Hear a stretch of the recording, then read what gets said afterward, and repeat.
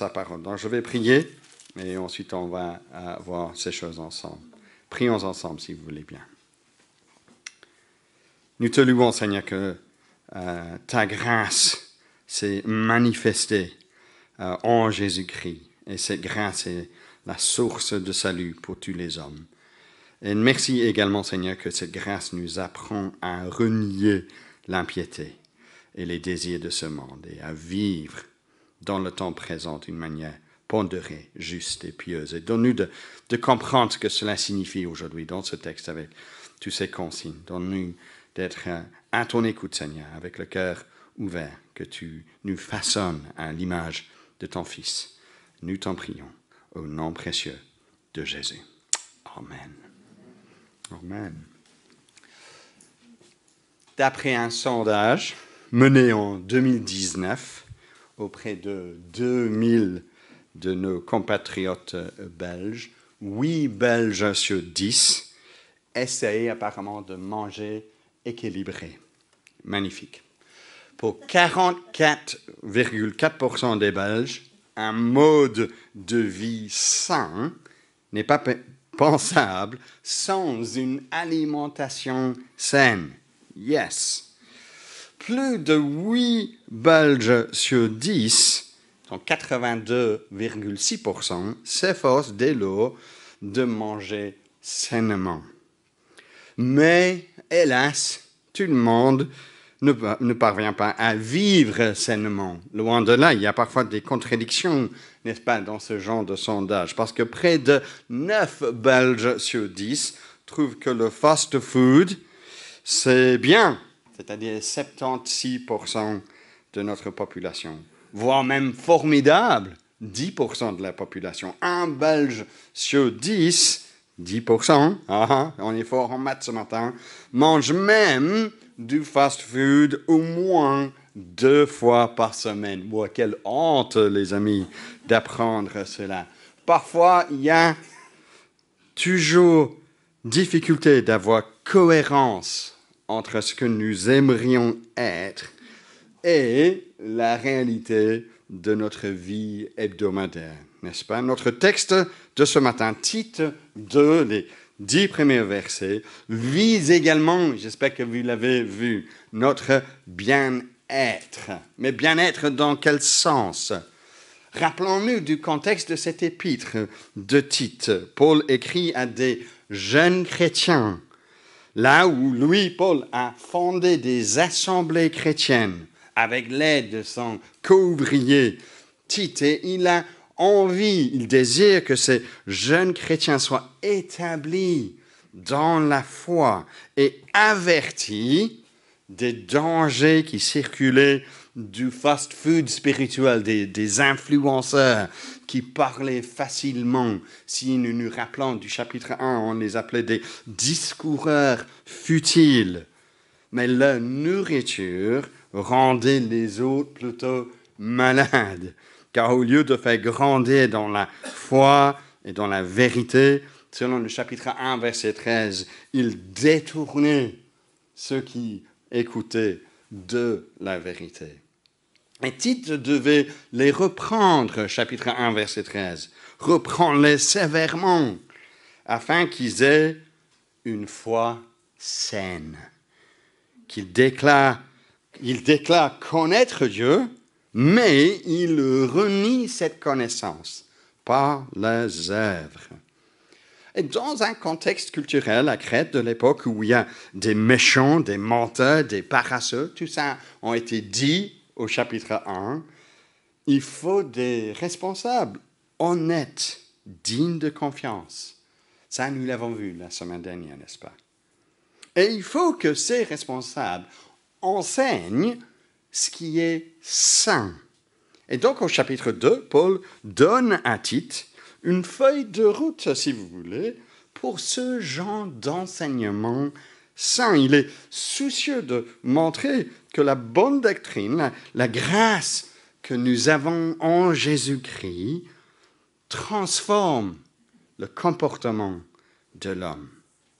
Donc l'objectif de Paul, c'est de faire en sorte que nous ne pouvons regarder un chrétien à Crète de l'époque et dire sans gêne qu'un tel ou un tel renie par ses œuvres le Dieu qu'il déclare connaître de par ses lèvres. C'est ça ce qu'il dit à la fin du chapitre 1. Un enseignement qui est saint est un enseignement qui prône un comportement saint, des œuvres qui témoignent de la réalité de leur foi. Il dit au chapitre 2, verset 1, ce qui convient à l'enseignement saint. Et qu'est-ce qui donc convient à l'enseignement saint? C'est ce qu'il va ensuite stipuler dans les versets 2 à 10. Et Paul n'hésite pas à donner une instruction concrète et même détaillée du genre de comportement qui est saint, qui prône des œuvres bonnes, qui cadre avec le message de la grâce que nous recevons en Jésus-Christ, source de salut pour chacun d'entre nous.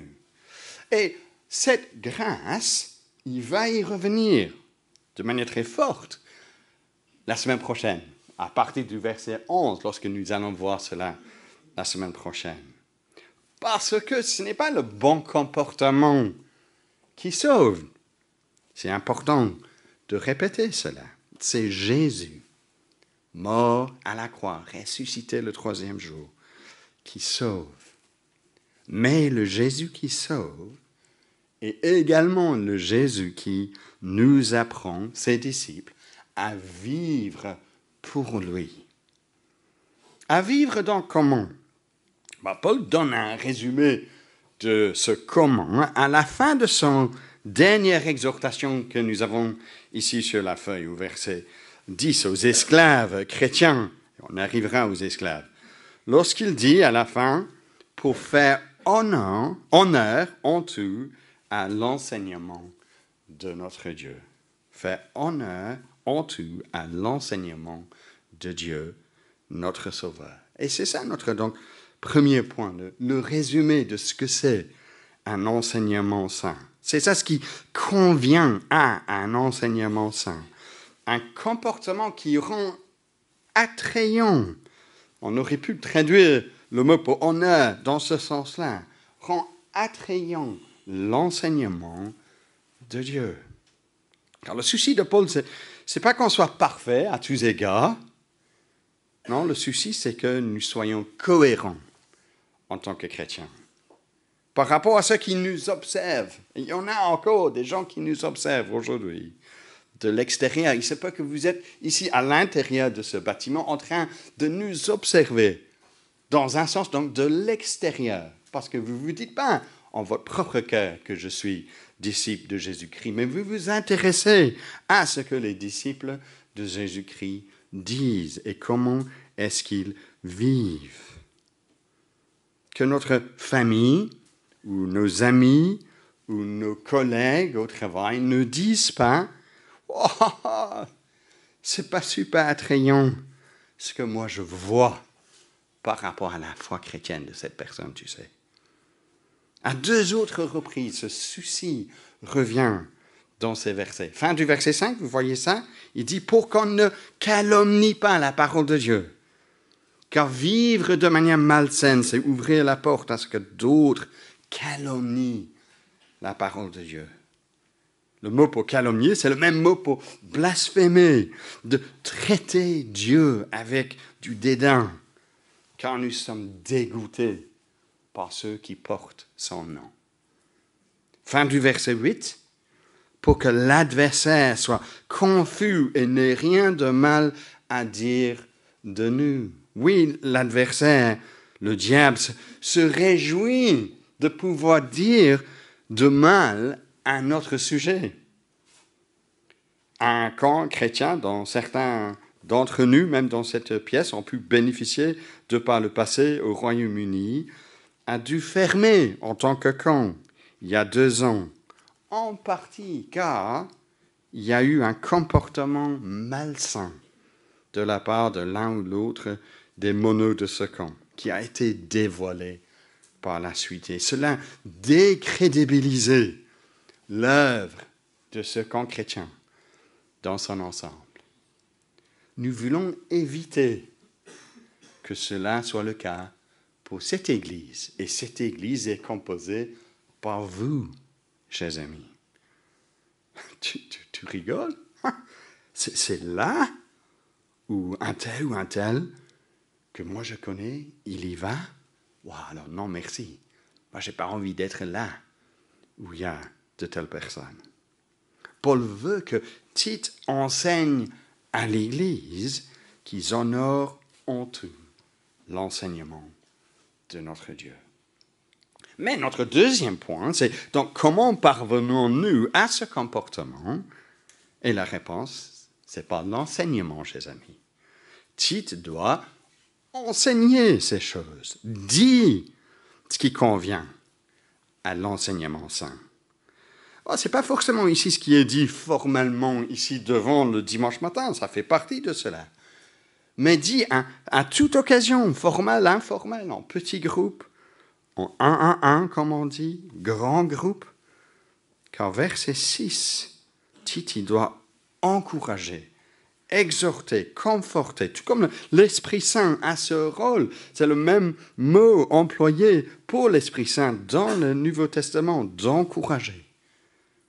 Et Tite n'est pas le seul à enseigner de cette façon.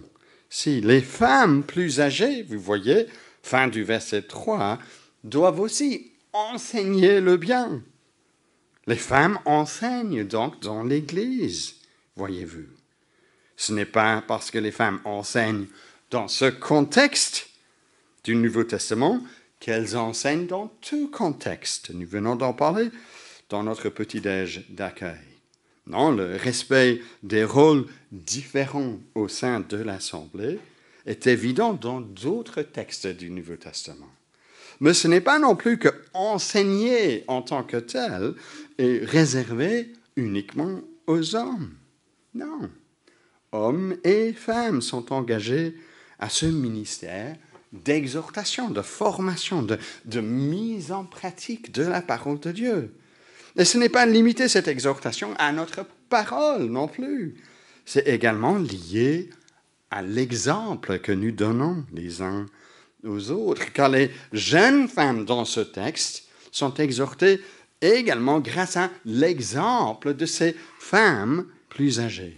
Et Tite, verset 7, lui, en tant que jeune homme, donne un modèle, lui, au jeune homme de son assemblée, en te montrant toi-même, dit Paul, un modèle de belles œuvres avec un enseignement pur, digne, une parole saine, inattaquable.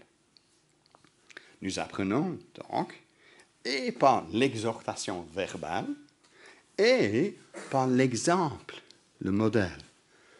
Cela fait de l'Église, de notre rassemblement, toutes les différentes relations engendrées lors d'une semaine dans laquelle il y a des petits groupes, il y a des rencontres, il y a des appels les uns aux autres, il y a de l'hospitalité offerte et reçue. Cela crée, si vous voulez, un grand terrain d'entraînement. Et lorsque nous sommes en train de s'entraîner, pour le sport, pour le foot par exemple, on apprend par l'exhortation verbale. Voici comment vous devez faire. Je vous montre le plan de ce que je veux. Comme le roi Philippe, il montrait à Kevin De Bruyne ce qu'il devait faire dans la pub qu'il y avait pour des Belges. Peut-être vous avez vu ça à l'écran. Voilà Kevin, tu fais comme ça va? Oui, super. Roi Philippe, je vais faire comme vous voulez. Mais ensuite, nous apprenons également de par l'exemple des autres. J'ai vu qu'on n'a pas vu le roi Philippe sur le terrain parce que probablement il n'arrive pas à jouer super bien pour donner l'exemple. Mais là, on voit d'autres joueurs lors de l'entraînement. C'est comme ceci qu'on fait. Ah, ok, je vois ce que ça signifie. C'est en regardant les autres jouer sur le terrain que nous comprenons aussi ce que l'entraîneur voulait dire. Donc, nous y parvenons à cet enseignement saint, par l'enseignement et le modèle qu'on nous donne. Et cela nous mène donc au point 3 que vous avez dans votre livret. Dans la pratique, alors, quelle est cette manière de vivre qui est saine, qui fait honneur à notre Dieu. Et c'est là où on va prendre le restant de notre temps ensemble, en étant conscient qu'on ne termine pas aujourd'hui à midi, parce qu'on a commencé plus tard. Okay? Je vois déjà 11h48, je dis, on est bientôt à la fin. Non, on a encore beaucoup de temps pour consacrer à ces 5 points. Il y a suffisamment ici pour cogiter ensemble ce que le Seigneur nous dit. Paul s'adresse à différents groupes au sein de l'Église à Crète. Ce qu'il dit, ce n'est pas exhaustif. Cela ne couvre pas toute personne en toute situation. Mais déjà, il y a de quoi pour nous tous à se remettre en question. Donc d'abord, on commence avec les hommes âgés. Soyez respectables. Si, comme certains le pensent, Paul vise ceux ici probablement au-dessus de 50 ans, peut-être même au-dessus de 40 ans, comme étant vieux, alors non seulement ce matin je m'adresse à certains d'entre vous ici présents, mais hélas, je m'adresse également à moi-même. Et que dit-il aux hommes âgés? Verset 2, que les vieillards soient sobres, dignes, pondérés, saints dans la foi, l'amour et la persévérance. Sobre d'abord, parfois employé par rapport à la boisson, bien entendu. Mais ici, je pense dans un sens plus large. Libre de tout excès de passion, d'imprudence, des tendances justement que nous voyons plus chez les jeunes. Il faut aussi être digne. Du bien impératif que j'ai choisi pour cet âge sur la feuille que vous avez. Soyez respectable. C'est la première qualité mentionnée aussi en 1 Timothée lorsque Paul donne les qualités nécessaires pour être diacre. Qu'il soit digne, respectable, se comporter alors de façon clinquante ou qui cloche justement car nous sommes censés d'avoir mûri quand même dans la vie. Bah, depuis lors, ce n'est pas beau à voir chez un homme âgé. Exemple, un homme âgé de notre assemblée qui porte trop d'attention à une jeune femme célibataire, bien que potentiellement innocent en tant que tel, ça cloche. Voir lors d'une agape un homme expérimenté élever sa voix trop vite quand il se sent affronté parce qu'un autre a pris ce qu'il avait voulu manger et il n'y en a plus, ce n'est pas digne d'un homme de cet âge-là. Et il faut être pondéré, faire preuve de contrôle de soi. On reviendra là-dessus pour les autres. Ce que les faux enseignants n'ont pas appris, ceux qui cherchaient indignement le gain sordide, qui croyaient, si vous voulez, à leur propre publicité, au lieu d'écouter d'autres plus sages, plus expérimentés. Ils étaient, eux, insoumis, manquaient ce contrôle de soi qu'il fallait. J'étais frappé lorsque j'ai lu la biographie d'un théologien évangélique de notre époque, qui s'appelle Don Carson, mais la biographie de son père, lui, ministre et ensuite simple fonctionnaire au Canada, mais chrétien convaincu de service des autres. Et le fils de cet homme, Tom Carson, a retrouvé le journal, plusieurs journaux, ça se dit, journaux, de cet homme. Et il a donc écrit ce que son père lui a dit, et a dit dans son journal. Et dans les 2 dernières années de sa vie, lorsqu'il avait la septantaine, voici ce que dit Don Carson. On a retrouvé éparpillé ça et là dans les journaux intimes des 2 dernières années de sa vie des phrases comme celle-ci. « Protège-moi des péchés du vieil homme. » Et il en décrit quelques-uns. Une tendance à graviter autour de la télé, la tension de regarder en arrière au lieu d'aller de l'avant, une tendance à se laisser aller à l'apitoiement de soi. Regardez les jeunes hommes avec envie. Et il a écrit à lui-même, exercer en tant que Seigneur un ministère de la prière. Dieu vous a donné le temps pour le faire. Oui, c'est parfois possible de regarder toujours en arrière en tant que vieillard, avec un esprit un peu amer, parce qu'on voit des jeunes qui commencent à prendre plus de place dans la société, dans l'Église, même dans la famille, de se sentir un peu dépassé par toute sa jeunesse. Parfois, on peut aussi devenir trop maniaque pour des petits détails, trop anxieux de pouvoir maîtriser des petites choses qu'on nous demande de faire. Mais au lieu d'être grincheux, au lieu de se focaliser sur nous, sur notre retraite et nos ambitions pour notre retraite, nous devons, en tant que chrétiens, continuer à aller de l'avant, parce qu'il continue pour les hommes âgés, saints dans la foi, l'amour et la persévérance.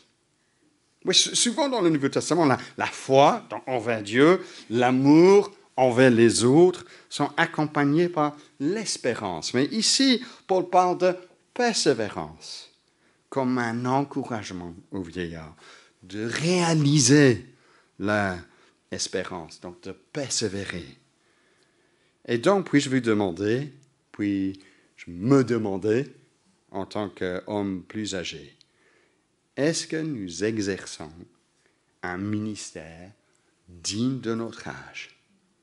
Le Seigneur nous appelle, chers amis, à cela. Alors, deuxième catégorie, femmes âgées. Ici, j'ai résumé en disant, soyez encourageantes. Verset 3, que les femmes âgées de même aient un comportement qui convienne à des personnes consacrées, qu'elles ne soient ni médisantes, ni esclaves des excès de vin. Qu'elles ne soient pas médisantes. C'est le même mot qu'on utilise pour le diable, diabolique, ici. Clairement, à l'époque, ce danger d'avoir un peu trop de temps disponible était de l'avant, donné donc pour conséquence que certaines personnes papotaient un peu trop sur les autres. On se souvient de peut-être 1 Timothée, chapitre 5, verset 13. De plus, étant désœuvrées, elles prennent l'habitude d'aller de maison en maison et non contentes d'être désœuvrées, elles se montrent encore bavardes et indiscrètes en parlant de ce qu'il ne faut pas. Mais la conversation chrétienne en tant que femme âgée, souvent auprès de d'autres femmes âgées, doit construire au lieu de détruire. Et dans un contexte où l'alcool a été utilisé pour des fins médicales, le danger d'être accroché au vin y était également, il nous semble. Danger qui est toujours là, de trouver refuge, si vous voulez, dans un verre. Lorsque l'attention des hommes, de son mari, est ailleurs, ou qui n'est plus là, et la solitude montre peut-être de plus en plus sa face, c'est quelque chose à laquelle il faut veiller. Femmes âgées, nous dit l'apôtre Paul. Il faut plutôt consacrer son temps où? À enseigner le bien, à apprendre aux jeunes femmes comment vivre.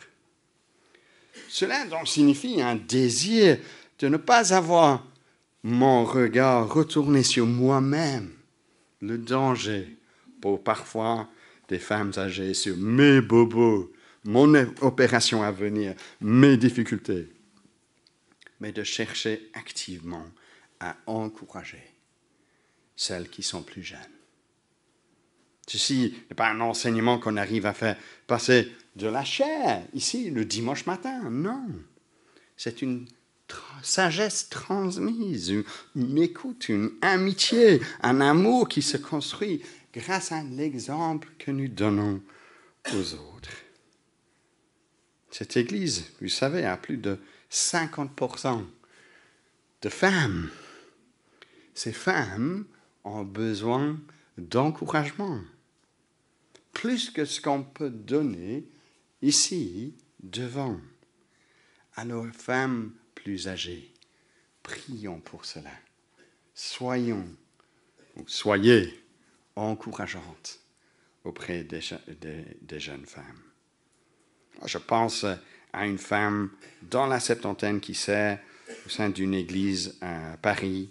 Elle est retraitée, elle vient d'Irlande du Nord, mais au lieu de rentrer en Irlande du Nord pour sa retraite et rejoindre ce qu'elle connaît là-bas, elle continue par amour pour ses frères et sœurs de jouer un rôle clé au sein de son église locale, auprès d'autres femmes pour servir, pour épauler, pour prier, pour donner des conseils. C'est beau à voir cela. Nous devons viser, femmes âgées, ce genre de ministère au sein de notre Église. Troisième catégorie, jeunes femmes. Alors ici, on a cherché le mot pour résumer. Je ne suis pas super satisfait avec « soyez actives », mais cela pousse les jeunes femmes à ne pas être oisives, de ne pas laisser de côté les choses importantes dans la vie. Prenons note de nouveau, ce n'est pas Tite qui enseigne ces jeunes femmes, ce sont des femmes expérimentées qui s'en occupent. Et avant de cogiter de ce que Paul dit ici dans les détails, je pense que c'est juste de prendre en compte deux choses. Première chose, le présupposé, c'est que ces jeunes femmes sont mariées. Dans la culture, c'était quasi toujours le cas. Évidemment, aujourd'hui, ce n'est pas toujours le cas. Deuxièmement, le rôle principal pour une femme mariée à l'époque, bien que pas exclusivement le cas, c'était de mener le foyer. Mais cela ne signifie pas, en tant que rôle de mener le foyer à l'époque, qu'une telle femme ne travaillait pas.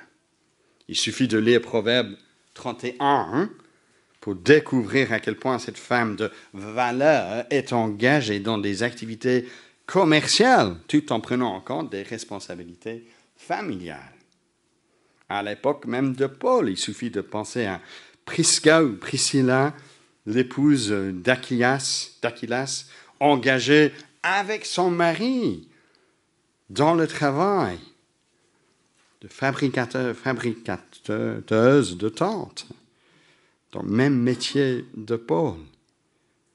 Alors on pense à elle et cela dégage la pensée que la Bible soutient la thèse que la place de la femme est uniquement dans la maison. Ce n'est pas le cas.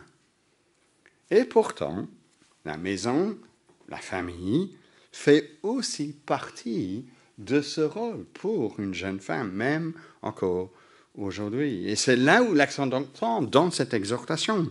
Que dit-il? Afin d'apprendre aux jeunes femmes à aimer mari et enfants, à être pondérées, chastes, occupées aux travaux domestiques, bonnes, soumises à leur mari, pour qu'on ne calomnie pas la parole de Dieu. Une jeune femme, donc, doit à la fois aimer son mari, début de cette exhortation, à la fois se soumettre à son mari. Et vous savez quoi? Ce n'est pas une contradiction de dire cela. L'amour pour un homme se manifeste en partie par un désir de reconnaître la charge qu'il a de mener la famille et donc d'encourager son mari dans l'exercice de cette charge. Une telle tâche, que nous soyons clairs là-dessus, le mari doit exercer avec soin, avec douceur, avec un amour sacrificiel. Il doit, Éphésiens 5, aimer sa femme comme Christ a aimé l'Église, c'est-à-dire se donner pour elle. Donc il protège, il pourvoit le cadre pour la mise en pratique des dons des autres, y compris de sa femme. Souvent des dons plus relationnels, plus empathiques que les siens. Jamais peut-il briser la conscience de sa femme, jamais peut-il menacer sa femme, jamais a-t-il le droit d'exiger qu'elle désobéisse à Dieu, qu'elle pêche. Dans de telles circonstances, il ne faut pas que la femme se soumette à son mari.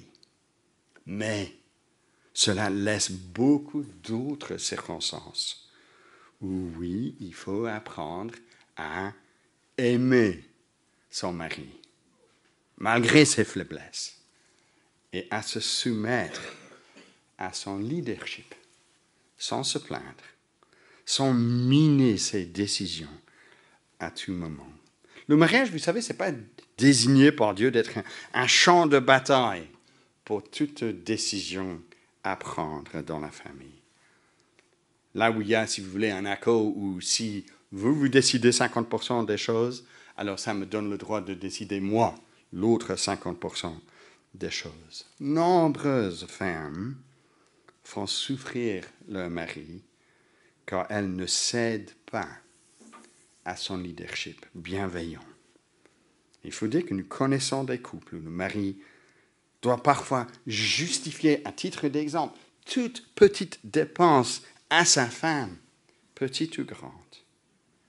Des couples où le mari doit toujours se justifier pour toute petite décision prise. Nombreux sont des hommes, oui, trop têtus, de reconnaître que la vie de leur femme est juste et qu'ils auraient dû l'écouter. Mais pas toujours, pas toujours. D'où vient l'exhortation à des jeunes femmes à aimer leur mari. Non seulement aimer le mari, mais aimer également les enfants. Combien c'est important de pourvoir ce cadre où des cœurs des enfants dans la famille sont forts, sont en sécurité, sont joyeux, sont solides, car ils ont pu bénéficier de l'affection et la protection de la maman. Si oui, les maris dans une famille chrétienne doivent être engagés dans la tâche d'élever les enfants dans le Seigneur, c'est souvent l'amour maternel qui pourvoit ce cadre pour la croissance spirituelle dans le Seigneur que les deux parents ils souhaitent voir. Les jeunes femmes doivent aussi être pondérées, comme des hommes âgés, purs, fidèles, oui, donc à leur mari, mais peut-être purs aussi dans un sens plus large. Ils ne sont pas mêlés avec des péchés des autres. Et oui, ensuite occupés aux travaux domestiques. Rappelons-nous que des mauvais enseignants du chapitre 1 bouleversaient des maisons tout entières. Est-ce là-dedans, il y avait un encouragement aux femmes de se concentrer tellement sur le côté spirituel que des choses plus terre à terre ont été négligées, considérées comme non spirituelles. C'est peut-être pour cette raison que j'ai choisi donc le sous-titre « Soyez active, pas oisive ». Voyez-vous donc qu'il y a plein de choses à apprendre aux jeunes femmes. Et apprendre si je suis jeune femme. Je ne le suis pas, bien entendu. Mais il se peut que vous l'êtes. Et le Seigneur, dans l'Église, vous pourvoit avec des coachs. Pas le pasteur, pas des anciens, mais une armée de femmes. Il y en a au sein de notre Église. Prions donc pour que vous grandissiez dans votre apprentissage en tant que jeune femme. Alors, jeunes hommes, deux catégories encore. Ça va? Tout le monde tient jusque-là? Non? Besoin juste de faire ça, celui à côté de vous? Ouais, super, réveillez-vous les jeunes, parce qu'on parle de vous là maintenant. Jeunes gens, dit notre texte au verset 6, mais dans le contexte, il est question des jeunes hommes. Et jeunes, probablement, c'est à partir de 14 ans suivants. Donc les ados sont également concernés. Et ici, Tite, lui, relativement jeune aussi, joue un rôle plus direct, vous voyez, encourage de même les jeunes hommes à être pondérés. C'est la seule chose qu'il dit explicitement aux jeunes hommes. C'était nécessaire, ça, pour les vieillards, pour des jeunes femmes également, mais c'est la seule qualité explicitement mentionnée aux jeunes hommes. Si à Crète, il y avait des méchantes bêtes contrôlées par le ventre, par le mauvais désir, oui, la pondération, la juste mesure était surtout nécessaire à l'époque pour des jeunes. Et ça reste le cas aujourd'hui, nous devons l'avouer, parce que le dynamisme, l'enthousiasme, l'énergie de la jeunesse peuvent déborder, peuvent donner suite à une façon irréfléchie de se comporter. Non seulement ça, mais ils peuvent s'emballer trop vite dans une passion, un hobby. C'est le propre des jeunes de ne pas regarder un seul épisode de Netflix, mais de dévorer toute une série dans un seul jour. Pas quelques minutes sur Instagram ou sur le PS4, mais toute une soirée. De même pour une nouvelle idée. Souvent, une nouvelle idée, ça doit être acté tout de suite. Une conversation entre amis doit forcément avoir lieu pendant des heures. Une dispute est rarement nuancée. C'est souvent juste noir et blanc. Il faut donc du recul, il faut de la sagesse, il faut de la réflexion, de la pondération, dit l'apôtre Paul. Et oui, même dans l'Église de Jésus-Christ. Car sinon, nous sommes tout feu, tout flamme pour une nouvelle idée et ensuite, quelques semaines, quelques jours, on lâche cet engagement parce qu'on a trouvé une autre passion qui le remplace. Trop nombreux, même dans notre assemblée, parmi nos jeunes, nous avons des personnes qui semblent ne pas être en mesure de recevoir un mot constructif pour son bien offert dans l'amour sans le prendre trop dès le début sur le défensif. Mais c'est un signe d'immaturité de réagir de cette manière-là.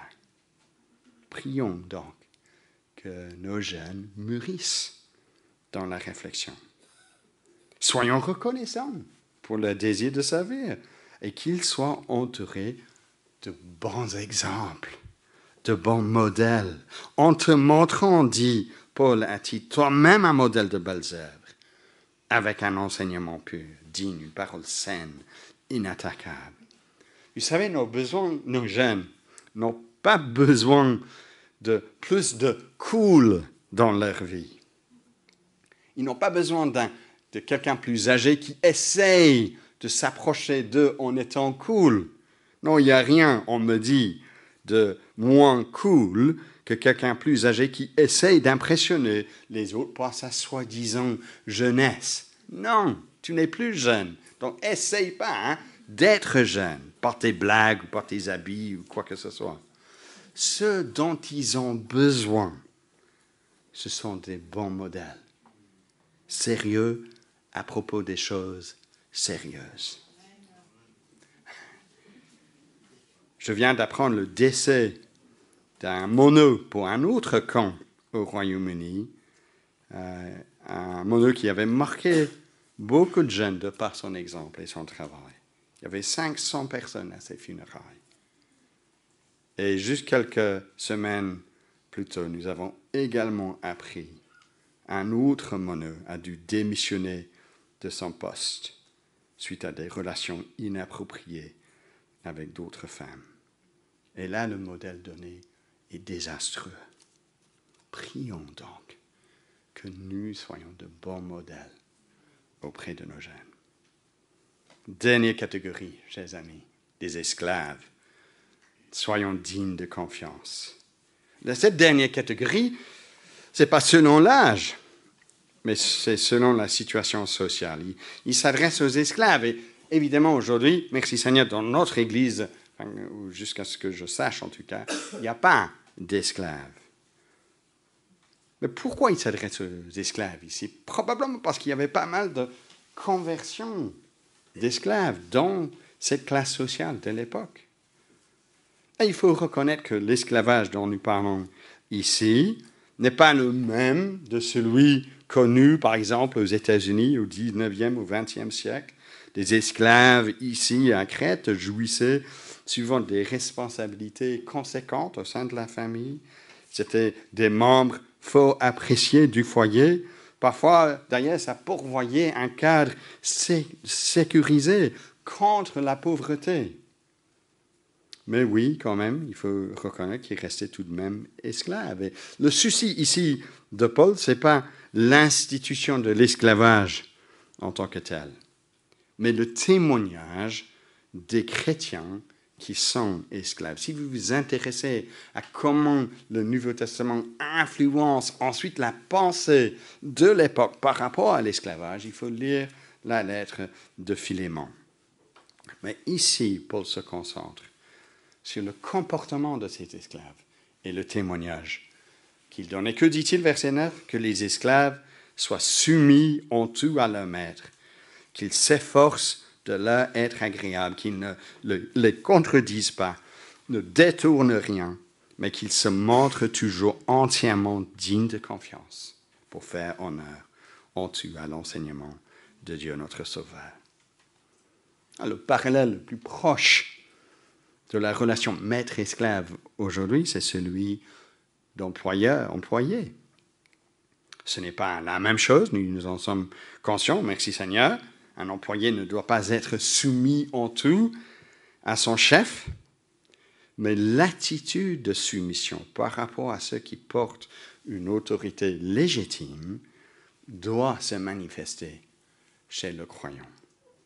Et pas juste au travail, à la commune, dans le train, sur l'autoroute, à l'église. Il y a toujours moyen, lorsque nous sommes face à l'autorité, encore aujourd'hui, de faire comprendre à ceux qui portent l'autorité, à notre chef si c'est au travail, que si je fais ce que toi tu demandes, ce n'est que parce que je n'ai pas d'autre choix, tu sais. Alors, cette attitude fait preuve d'insoumission, chers amis, de rébellion. Au lieu de s'efforcer, comme Tite dit ici, Paul dit à Tite, à être agréable à nos responsables, à ne pas les contredire pour démontrer à quel point nous estimons qu'ils sont stupides. Vous savez ce que veut quelqu'un qui exerce l'autorité? C'est que ceux qui sont en dessous de son autorité l'encouragent dans l'exercice de cette autorité, au lieu d'avoir son autorité minée à tout moment. Que les chrétiens se manifestent dignes de confiance. Cela joue un rôle important, contribue à ce que d'autres ne méprisent pas l'évangile de Jésus-Christ que nous proclamons. Je regrette toujours le témoignage d'un jeune chrétien qui était dans le même lieu de travail que moi lorsque je bossais dans un bureau à Londres. Ce jeune venait de commencer dans la société et il voulait trop parler. Les chefs lui ont dit de travailler, mais il prenait trop de temps à discuter, même à discuter de l'évangile, qui n'était pas une mauvaise chose en soi. Mais il devait apprendre quand est-ce qu'il fallait travailler, quand est-ce qu'il fallait discuter. Et son travail n'a pas été à la hauteur. Et donc, ils ne l'ont pas retenu. C'est normal. Cette personne voulait que d'autres de la société acceptent son invitation de venir à l'église. Non, on n'a pas envie d'être dans ton église si ton église produit de telles personnes qui ne respectent pas l'autorité de cette société. Faisons-nous donc notre mieux, chers amis, de respecter l'autorité au-dessus de nous, pour être agréable à celui qui exerce cette autorité. Ou faisons-nous plutôt obstacle pour cette personne ou ces personnes, rendant donc son travail plus difficile? Si oui, une telle personne a une attitude rebelle, et ce n'est pas beau à voir, c'est un porte-à-faux avec l'enseignement de Dieu, notre Sauveur. Vous savez, dans le temps, nous avons eu souvent des jeunes stagiaires qui viennent dans notre église d'Angleterre. De par le passé, il n'y en a pas cette année-ci dans l'église. Et l'un des principes que nous avions, c'était sur l'année de leur donner au moins une chose qu'ils n'avaient pas envie de faire. De leur dire, voulez-vous faire ceci? Et ils ont dit non. Et on dirait, mais vous savez quoi? Vous allez quand même le faire. Mais j'aime pas ça. Mais vous n'êtes pas là pour faire ce que vous voulez faire à tous égards. Et donc, le défi, parfois, de faire ce que je ne veux pas faire, démontre mon attitude d'humilité et de soumission par rapport à celui qui porte l'autorité. Oui, à long terme, ces passages de maintenir quelqu'un dans une tâche qu'il ne veut pas faire, parce qu'il ne fera pas ça bien. Mais de l'autre côté, nous devons tous apprendre, parfois, à simplement faire ce qu'on nous dit. Alors, j'aimerais vous demander, vous tous, c'était quand la dernière fois qu'au travail, que dans la famille, même à l'église, que vous avez fait quelque chose que vous n'avez pas voulu faire? Si ça fait un long moment, peut-être il est temps de nouveau de se remettre en question sur votre attitude par rapport à ceux qui portent l'autorité. Esclaves, dit Paul, même à des esclaves, soient dignes de confiance. C'est ça, un chrétien qui connaît Jésus-Christ. Quel est le résumé qu'il donne, fin du verset 10 que nous avons déjà évoqué, afin d'honorer pleinement la doctrine de Dieu, notre Sauveur. Mais n'est-ce pas encourageant, chers amis, qu'il termine juste avec ce mot-là, la doctrine de Dieu, notre Sauveur. Parce qu'il se peut qu'en tant qu'homme âgé, en tant que femme âgée, en tant que jeune femme, en tant que jeune homme, en tant qu'esclave ou quelqu'un sous l'autorité, que nous disons, ah, il y a du progrès à faire donc dans ma vie. Amen. Oui, c'est pour ça que Paul écrit à Tite, il y a du progrès à faire. Mais pour que je me décourage, que je dis je lâche, plus besoin pour moi de continuer dans cette foi chrétienne, c'est trop difficile. Non, nous avons affaire à un Dieu qui s'est manifesté envers nous en Jésus-Christ, qui s'est donné pour que nous soyons sauvés, pour que nous fassions partie de sa famille. Et donc pour que nous nous encouragions les uns les autres à grandir dans notre foi. Si vous nous observez de loin, chers amis, vous vous dites, ce n'est pas ce comportement-là que j'ai ou que je désire, je vous demande de revenir l'année prochaine, la semaine prochaine, où nous allons de nouveau parler de cette grâce de Dieu qui s'est manifestée en Jésus-Christ. Ce n'est que ça qui a la puissance de nous transformer. Nous allons terminer avec le chant que vous voyez, mais pas terminer tout court parce qu'après nous aurons la Sainte Seine. Mais nous allons terminer cette partie avec ce chant. Ô Jésus, tu nous appelles à former un même corps, à rester toujours fidèles, tous unis dans nos efforts. Donc je vous invite, chers amis, à lever et à prier avec moi en chantant ce chant. Ô Jésus, tu nous appelles.